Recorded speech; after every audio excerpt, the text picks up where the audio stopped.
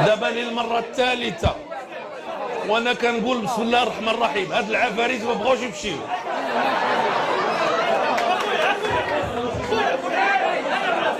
دابا الله يخليكم الاخوان ديال الامن اللي دار الصداع خرجوا صافي، خليونا نتصنتوا. الله يجزيكم بخير. صافي دابا حتى واحد ما يتكلم. الله يجزيكم بخير. انا اللي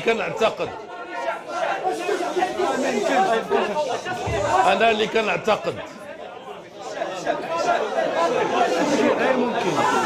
أن هذا اليوم هو يوم فرح وسرور عم الوطن وعم المغاربة، لأنه يوم انتصرت فيه الديمقراطية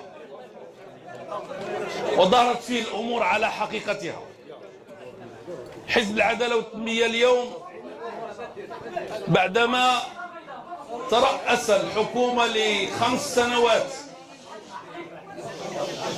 بعدما قام بالإصلاحات التي قام بها، بعدما قام بالإنجازات التي قام بها، بعدما اهتم بميزانية الدولة والملفات العالقة والشائكة كالتقاعد والإضرابات العشوائية وغيرها، واهتم بالمقاولة واستطاع أن يخرجها من أزمتها، وكذلك بعد أن اهتم بالفئات الهشة كالمطلقات والأرامل والطلبة والتلاميذ وإلى آخره، بعد أن استطاع أن يحقق التغطية الصحية للآباء وما إلى ذلك من الأمور، بعد كل هذا اليوم الحمد لله الشعب المغربي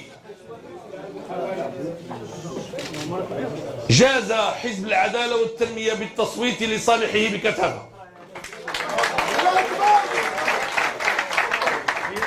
لن أدخل معكم في تفاصيل النتائج، وعندنا نتائج محققة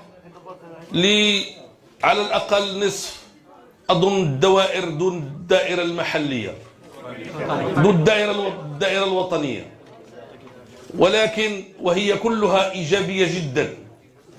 في بعض المدن كانت حصيلتنا 6 نواب برلمانيين على 8. في مدينة سلا كانت حصيلتنا 3 نواب برلمانيين على 4. لا أريد أن أعطيكم التفاصيل لأنني لا أملكها كلها، ما زالت النتائج تأتي تباعا، لكن الذي أريد أن أقول لكم كافة وزراء العدالة والتنمية لحد الآن المعلومات اللي عندنا أنهم نجحوا في الامتحان. كافة أعضاء الأمانة العامة نجحوا في الامتحان.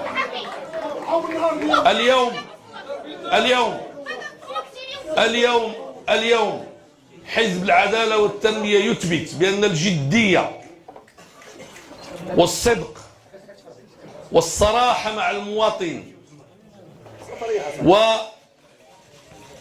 والحرص على استقرار الوطن وجعل مصالح البلد فوق أي مصلحة أخرى والوفاء للمؤسسات وعلى رأسها المؤسسة الملكية، كل هذا عملة تعطي نتائج إيجابية ولله الحمد تبينها هذه النتائج البرلمانية، كما أن هذه الانتخابات تؤكد أن المناورات والمكر والخداع والادعاء والخزعبلات والكذب حبلهم جميعا قصير قصير قصير.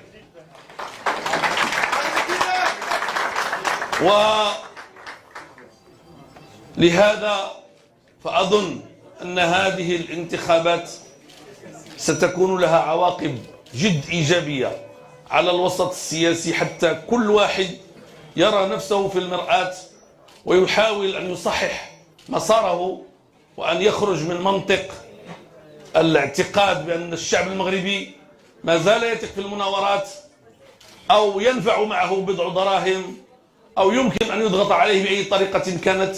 كل هذا أصبح اليوم وراء ظهرنا. الشعب المغربي اليوم كسب غير مسبوق أثبت أنه شعب كبير، أنه شعب عظيم، وأنه يستحق أن يكون في مصف الدول الديمقراطية، وأنه إن شاء الله الرحمن الرحيم سيستكمل مسار الإصلاحات حتى يكون من الناحية الاقتصادية في الدول الصاعدة كما قال جلالة الملك. الآن أيها الأخوة الكرام، ها قد يعني شاهدتم المسار من أوله إلى آخره والنتائج من أولها إلى آخرها، والمغرب سوف يستمر، سوف يتقوى، سوف يسير، سوف يصبح إشعاعه أكبر. كل هذا لصالح البلد، كل هذا لصالح المواطنين، كل هذا لصالح الدولة. فإذا فلنكن جميعا في الموعد، والسلام عليكم ورحمة الله تعالى وبركاته. يلا.